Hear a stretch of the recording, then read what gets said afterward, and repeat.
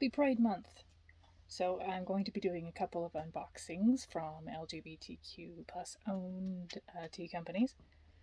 And I've been, I got this a while back. I've been waiting on it a little bit, both because there's a dog visitor.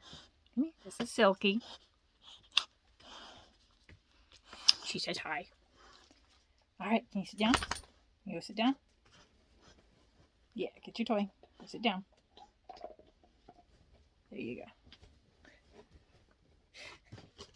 So I'm unboxing from Friday Afternoon Tea.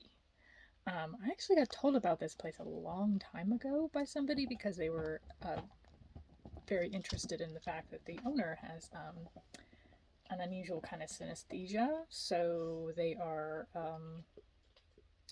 can taste words, which makes their tea blends very interesting. So they're also a huge nerd. As you can see, a lot of these are named for kind of gaming, D&D type of things. Keen sight, of course we've got an elf reference going on. I chose this particular one for the, because I love the combination of black tea and coffee. I can't have coffee too much anymore because the caffeine rush bothers me too much, but when I don't always have caffeine, but when I do, and I've got a couple of choices that I may or may not be serving at LGBTQ. This particular one, Free to Be Me. Anyone who's not a kid in Huntsville will remember back when we had social programs by Free to Be, which were all very supportive of the youth, the LGBTQ community here. And this particular one, I don't think we can see it with I've got the front-facing camera on it, it's not as good.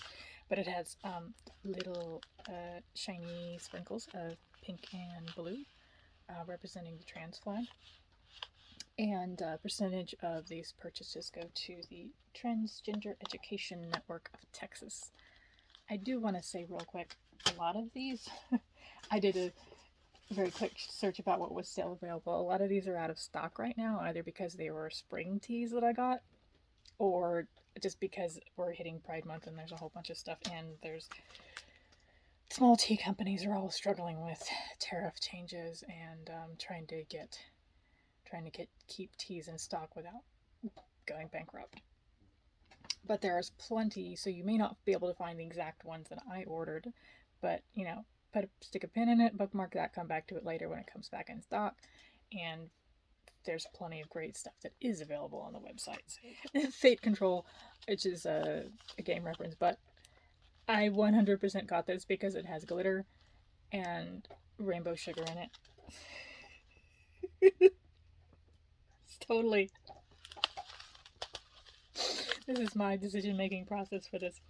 But it is a rooibos with a lot of different flavorings going on. I really have no, it does have black tea in it. But I'm thinking that's not going to be the main taste because we've got ginger and cinnamon and peach and mint and rose petal and caramel flavoring, all that going on. I honestly have no idea what this is going to taste like, but I'm very curious to try. Glitter aside. So in case you're like, oh, these are all very, flavored, silly glitter teas, they're not. Friday Afternoon Tea also offers some very serious tea lovers types teas, like this Ancient Tree Show Puer.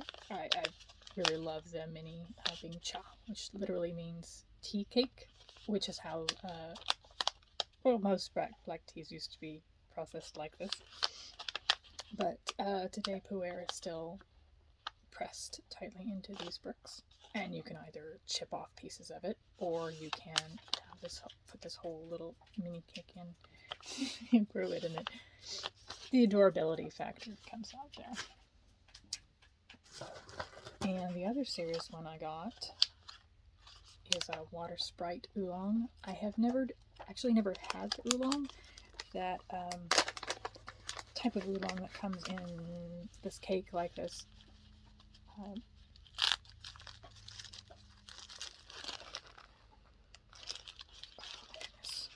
I wish I could transport smell over video.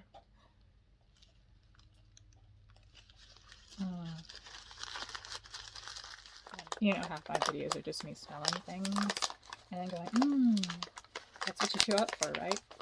Another oolong. This is a flavored oolong. So I got this one because it has peach and rose hips, so it's got a fruity flavor to it. But a lot of times you can't swing a dead cat without hitting a fruity oolong. But a lot of times it's terrible leaf. Like, it's terrible quality tea leaf because they're just like, it's a fruit tea, whatever, they're drink that. Whereas this looks like very quality oolong that is also flavored. I think sometimes flavored teas get a bad rap by the tea snobs because in America we got used to the flavored teas being bad quality tea. And you don't have to get a bad quality tea to have a flavored tea. This one I will admit I 100% got because of the name. Death's Flower. You can't get better than that for a tea name. But it is a pu'er, and you know how I love pu'ers. And no tea order is complete without samples. So I've got Elixir of Luck, which is a tisane with all different types of herbal, and Harvest Fire, which also has glitter in it. So very harvesty flavored oolong. But I spent, like, seriously 10 minutes after opening this package petting the sticker because I don't think you can see in the video, but it's actually very slightly raised, the ridges on the dragon. And so I just pet it. So that is Friday afternoon tea. Obviously it'll be linked to wherever I post this. I always link to the business, a LGBTQ owned small business. They're also a minority in several other ways, including ethnicities and witchiness. And I mean that in a religious way. Happy Pride Month, everyone. Go out and drink some glitter tea. I'm gonna try my oolong.